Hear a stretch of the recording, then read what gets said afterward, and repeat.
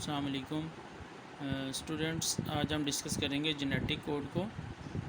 Genetic code एक combination का नाम है जिसमें 3 न्यूक्लियोटाइड की सीक्वेंस होती है। अब ये जो combination of 3 nucleotide sequence which specify particular amino acid इस कॉल्ड जेनेटिक कोड। अब इसमें जो है न्यूक्लियोटाइड क्या चीज़ होती है, पहले हम इसको डिस्कस करेंगे। न्यूक्लियोटाइड आम ज़ुबान में हम इन्हें डीएनए के धागे कहते हैं, ठीक है। डीएनए का धागा जो है वो न्यूक्लियोटाइड कहलाता है। अब डीएनए का धागा क्या चीज़ है कि thread like structure of DNA which is made up of 3 basic units, कि ऐसा ये न्यूक्लियोटाइड डीएनए का मटेरियल है जो 3 चीज़ों से मिलकर बना होता है, जिसमें सबसे पहली चीज़ नाइट्रोजनस बेस आती है, नंबर 2 शुगर मालिक्यूल आता है, और तीसरे नंबर पर इसके अंदर फॉस्फेट ग्रुप आता है PO4। तो फॉस्फेट, शुगर और नाइट्रोजनस बेस तीनों के मिलने से जो सीक्वेंस बनती है उसे हम न्यूक्लियोटाइड बोलते हैं। अब ये जो न्यूक्लियोटाइड सीक्वेंस है, अब ये 3 लेटर कोड पर कंसिस्ट करती है एक जेनेटिक कोड के अंदर। अब वो 3 लेटर कोड कौन से हैं, जैसे कि नीचे मैंने एग्जांपल में AUG लिखा हुआ है।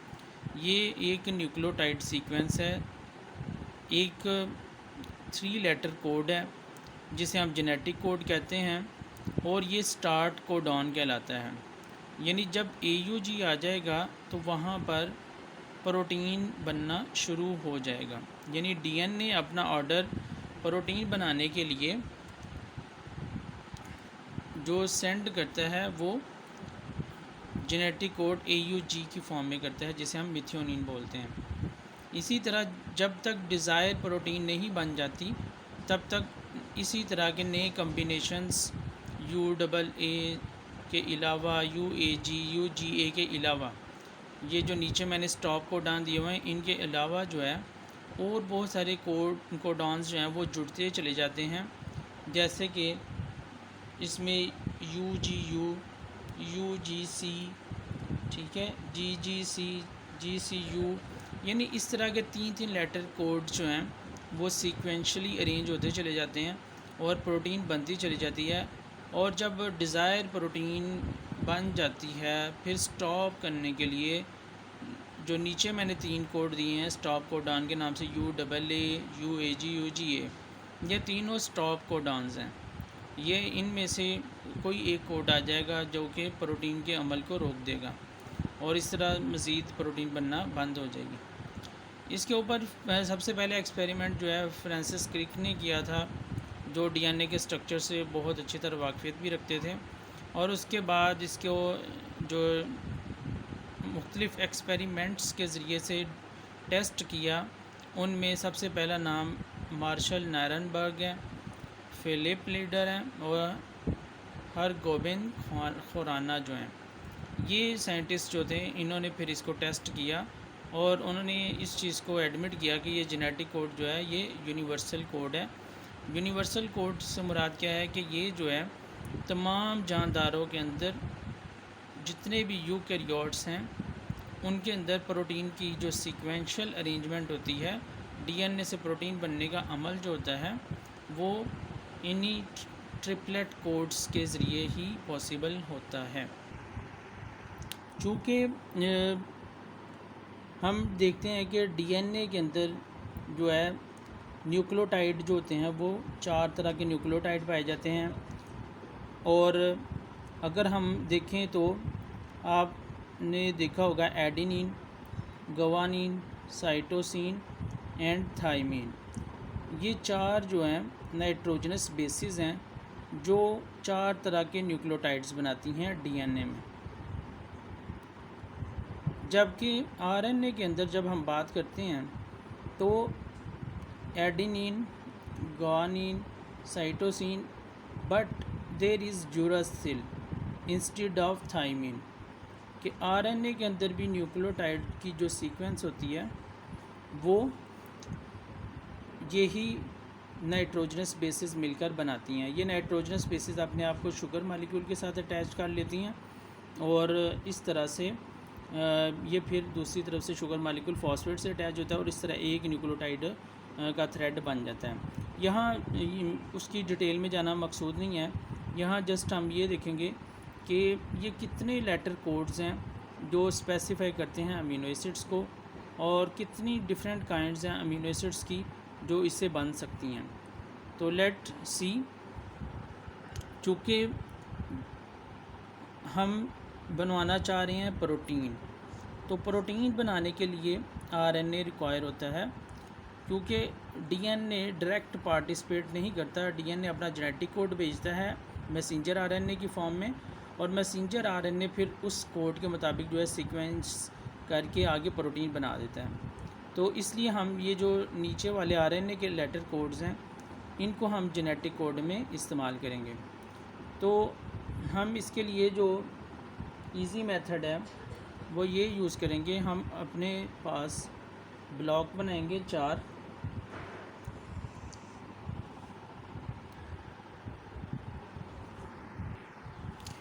ये जो हमारे पास फर्स्ट लेटर होगा हम इसको इस तरह से फिल करना है, यू पहले आना चाहिए, फिर सी आना चाहिए, फिर ए आना चाहिए और लास्ट पे जी। इसी तरह हम ऊपर भी लिख देंगे यू सी ए जी, ठीक है। तो ये इस तरह दोनों साइडों पे हमने सिंगल सिंगल लेटर्स लिख देने हैं, अपर साइड पे भी और लेफ़्ट साइड पे भी। फिर इनको हमने बॉक्स कर लेना है, और जो यहाँ पे जो थर्ड साइड है यहाँ पर हमने 4 लेटर कोड इकट्ठे लिखने हैं, U C A G, U C A G, U C A G, U C A G. आपने नोट किया कि यहाँ पर हमने सिंगल सिंगल कोड लिखे सारे, और यहाँ पर जो है हमने एक बॉक्स के साथ चारों की सीक्वेंस लगा दी। फिर इसी तरह नीचे भी हमने सबको इसी तरह इकट्ठे कर लिया। अब हम क्या करेंगे, इनको क्योंकि जो जेनेटिक कोड होता है हमने पहले डिस्कस किया कि वो ट्रिपलेट कोड होता है, और ट्रिपलेट कोड के अंदर जो है 3 न्यूक्लियोटाइड आते हैं, ठीक है। तो यहाँ से हमने कितने चूज़ करने हैं लेटर्स, 3 लेटर्स चूज़ करने हैं। जैसा कि फ़र्स्ट लेटर है यहाँ पर यू, और यहाँ पर भी फर्स्ट लेटर है यू, तो हमारा फर्स्ट कोड आ जाएगा यू एंड यू। सेकंड, अब हमने पहले इसको इसके साथ, और इधर से फिर हमने इनको 1 बाय 1 चूज़ करते जाना है, ठीक है। तो इस तरह से अगर हम देखें तो हमारे पास 4 तरह के यहाँ पर कोड बन जाएंगे, जैसा कि फर्स्ट यू बना। अब इनके अंदर जो है दूसरा कोड क्या आ जाएगा, यू, और यहाँ पर क्या है सी, फिर यू, और फिर यहाँ पर क्या है ए। इसके बाद फोर्थ क्या बनेगा, यू और जी, ठीक है, क्लियर हो गया। अब सेकंड जब हम कोड बनाएंगे तो अब ये वाला फर्स्ट लेटर जो है ये सेकंड लेटर के साथ इकट्ठा हो जाएगा, तो यू सी आ जाएगा, यू सी, ये सब के साथ ऐसे ही आ जाएगा। आसान मेथड है कि फ़र्स्ट ये देखिए यहाँ पर सारे यू आ गए थे, अब सेकंड वाला यू सी आ जाएगा, और यहाँ पर हमने सीक्वेंस लगाई थी यू सी आज, तो यू सी आज। नेक्स्ट थर्ड जो है वो कोड इस तरह से बन जाएगा, यू ए,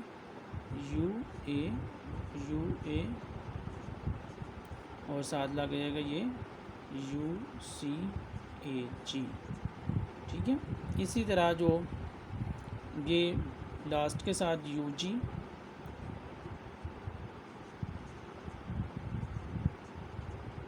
और फिर यू सी ए जी। तो इस तरह हम सबको ट्राई करते जाएंगे। इसी तरह ये सी आ गया, सी का फिर हम यू के साथ, फिर सी के साथ, ए के साथ और फिर जी के साथ। Let C, C U, C U, C U, C U, U C A G. अब इस सी को सी के साथ डबल सी आ जाएगा, यू सी ए जी। अब सी के साथ ए आ जाएगा, 4 टाइम्स हमने इसको लिख लेना है और एंड पे यही वाली सीक्वेंस यू सी ए जी।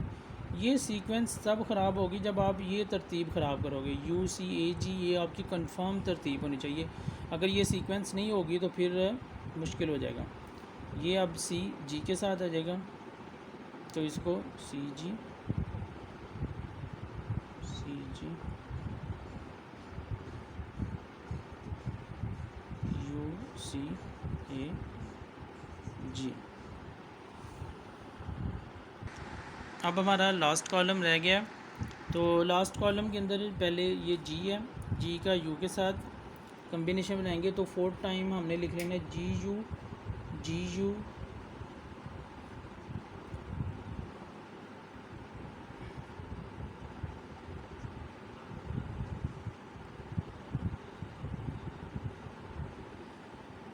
और इसका जो कम्बिनेशन बनेगा ये यू सी ए जी के साथ, यू सी ए जी। अब जी का सी के साथ,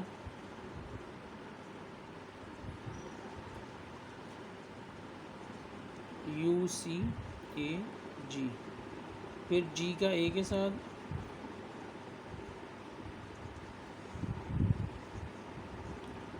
यू सी ए जी। ये देखिए पूरी लाइन मैं वैसे ही लिख रहा हूँ इधर, ठीक है। जी का जी के साथ कॉम्बिनेशन आ जाएगा,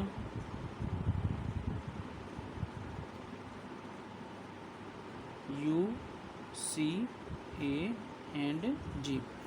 अब देखें यहाँ पर जो है हमारे पास टोटल जो कॉलम बने हैं, इसमें ब्लॉक्स अगर हम काउंट करें तो एक रो में हमारे पास 4 आ रहे हैं, ठीक है। और लाइन में भी जो है रो में अगर देखें तो 4 हैं, और जो कॉलम है उसमें कॉलम के अंदर भी जो है वो 4 आ रहे हैं। तो 4 इंटू 4, 4 को 4 से मल्टीप्लाई करें तो क्या आएगा, 4 को हम जब 4 का स्क्वायर यानी लें इसका, तो ये आता है 16, ठीक है। और चूँकि हर एक के अंदर कोड कितने हैं, 4 आप काउंट कर सकते हैं। देखिए इसमें 1 2 3 4, तो अब हम इस 16 को मल्टीप्लाई करेंगे, 16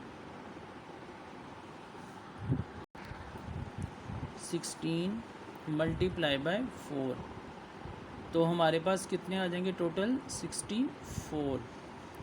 तो हमारे टोटल जो कोड्स बनेंगे वो कितने बनने चाहिए, 64 कोडॉन्स होने चाहिए, जो कि अमीनो एसिड बनाने के लिए रिक्वायर होते हैं। और मैंने आपको पहले भी बताया था कि ये यूनिवर्सली एक्सेप्टेड है, और इसके ऊपर सारे साइंटिस्ट जो है ना इत्तेफाक करते हैं कि ये जो है वैलिड होता है प्रोटीन सिंथेसिस में। और एक अमीनो एसिड बनाने के लिए 3 जेनेटिक कोड जो हैं वो हिस्सा लेते हैं, 3 जो है न्यूक्लियोटाइड हिस्सा लेते हैं।